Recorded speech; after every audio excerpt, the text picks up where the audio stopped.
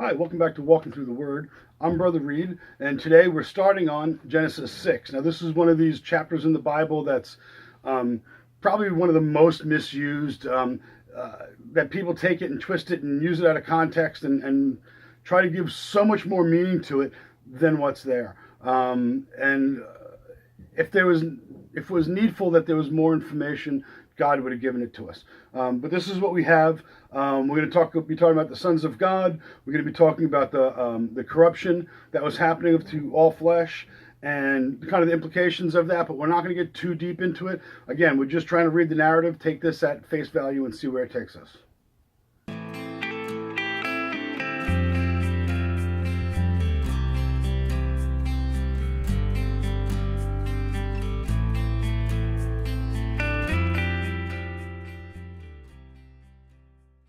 Okay, so let's get straight into this. Genesis 6, verse 1.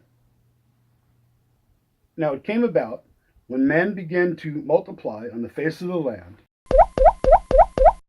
and daughters were born to them, that the sons of God saw that the daughters of men were beautiful, and they took wives for themselves, whomever they chose. Then the Lord said, My spirit shall not strive with man forever, because he also is flesh. Nevertheless, his days shall be 120 years. The Nephilim were on the earth in those days, and also afterwards, when the sons of God came into the daughters of men, and they bore children to them.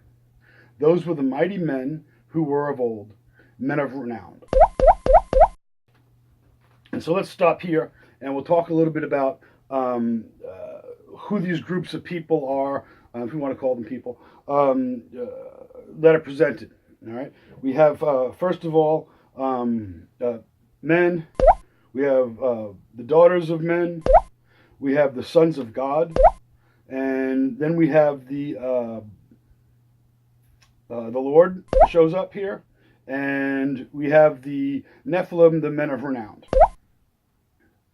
And then verse 2, it says, and then the sons of God saw that the daughters of men were beautiful. So the sons of God, who are the sons of God? This is an expression that's usually translated from the bene Elohim. And it's some really great work on the Divine Council, and I will leave a link for that one down in the description. But the bene Elohim are a class of angel. I don't want to call them angels, but it's a spiritual being that's kind of separate from angels, but they're there. That's what they call them. They call them bene Elohim, the sons of God, right?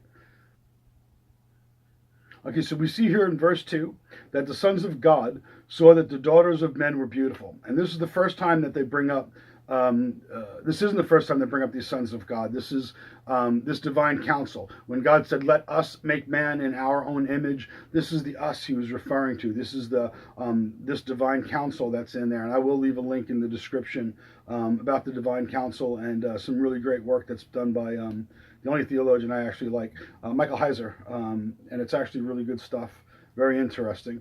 But these were spiritual beings that kind of, if we would think about,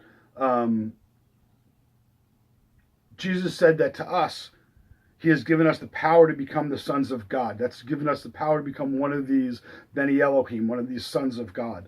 And we know that what happens to us is that after we get raptured, or after the resurrection, whatever you want to call it, we do get this spiritual body that we put on. David talks about that this corruption puts on incorruptible, right? And I'll stick that psalm up there. And so we get into this other state, and then this makes us the bene Elohim, sons of God. So this is kind of who these are. They're not angels, they're not cherubim, they're not seraphim, they're bene Elohim. And they came down, and they saw that the daughters of men, the natural human women, were beautiful. And so they took to themselves for wives of whomever they chose. Now, I was just listening to this thing today. It was hours long. About this, and he was really clear to say that this, when it translates into English, sounds like they forcibly took wives and all that, but in the original languages, it doesn't imply that at all. See, then we look at verse 3. Then the Lord said, My spirit shall not strive with man forever, because he also is flesh. Nevertheless, his days shall be 120 years. So we remember from the previous chapter, we were looking at these crazy long ages of these people. And at this point, God's saying he's going to limit it to 120 years. So verse 4, then we get the introduction to the Nephilim, war on earth in those days. And also afterwards, when the sons of God came into the daughters of men, and they bore children to them. Those were the mighty men who were of old, men of renown. Now this comes in that a lot of people will say that the Nephilim kind of died off. That's why God brought the flood and he died it off. But they came back again. It says that it was on the earth in those days, and then after those days also. This is an also afterwards, right?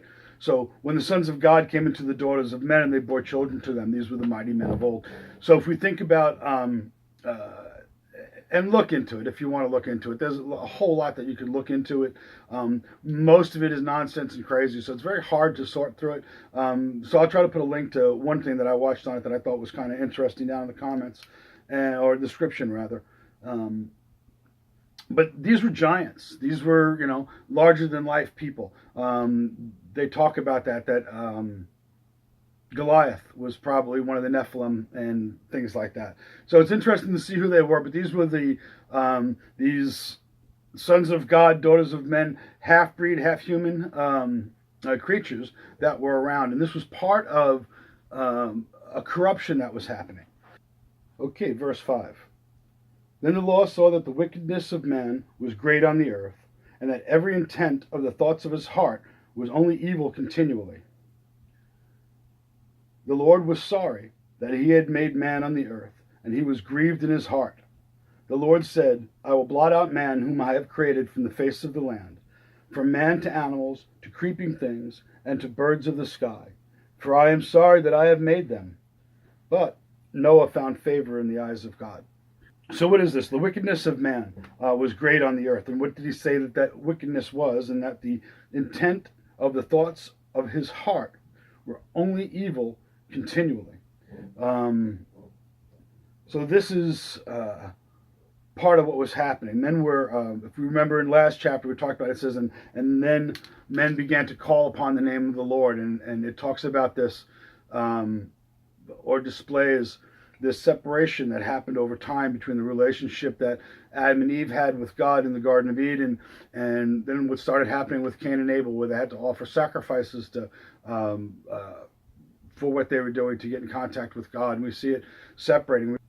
So as they further got away from God and that gulf got bigger, men turn their hearts towards evil. And evil is usually most easily summed up as selfishness. It's either I serve my fellow man or I serve myself. And it's kind of, there's very little that's in the middle of that. Either I'm doing things selfishly or I'm doing them selflessly. And these selfless acts, especially at this time because there was no law yet given, right? It was these selflessness, that these are the kind of